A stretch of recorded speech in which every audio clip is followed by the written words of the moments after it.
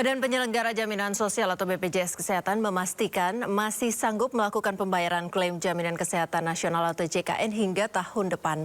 Hal ini dikemukakan di tengah banyaknya sorotan mengenai defisit anggaran BPJS Kesehatan yang mencapai 20 triliun.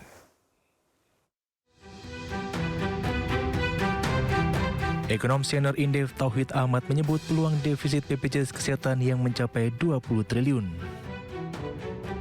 Tauhid melihat banyaknya profil peserta BPJS yang beragam. Defisit bisa terjadi lantaran makin meningkatnya penduduk tanah air. Tak hanya itu, tingginya defisit BPJS ini disebutkan Tauhid lantaran banyak masyarakat yang mulai memanfaatkan layanan kesehatan khususnya di tengah melemahnya daya beli masyarakat menengah yang turun. Tak heran jika masyarakat mengandalkan BPJS Kesehatan dalam pelayanan kesehatan.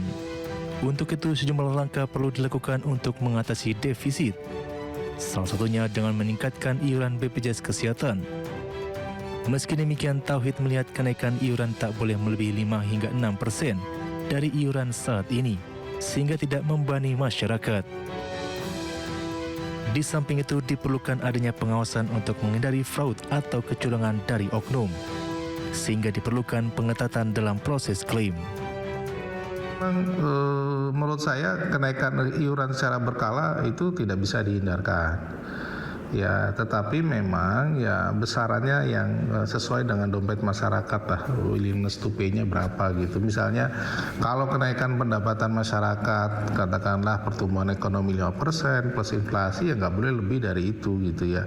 Misalnya pertumbuhan 5%, inflasi 2-3%, ya kenaikannya hanya sebesar itu gitu. Mungkin sekitar 5-6% lah yang kemudian dompet masyarakat juga bisa bayar gitu. Direktur Utama BPJS Kesehatan Ali Gurfan Mukti tidak menampik ada potensi defisit keuangan sampai dengan 20 triliun rupiah di tahun ini. Namun BPJS Kesehatan masih memiliki aset neto sebesar 51 triliun rupiah untuk membayar klaim premi hingga tahun 2025. Hal ini diungkapkan Gufron di gedung DPR Rabu lalu.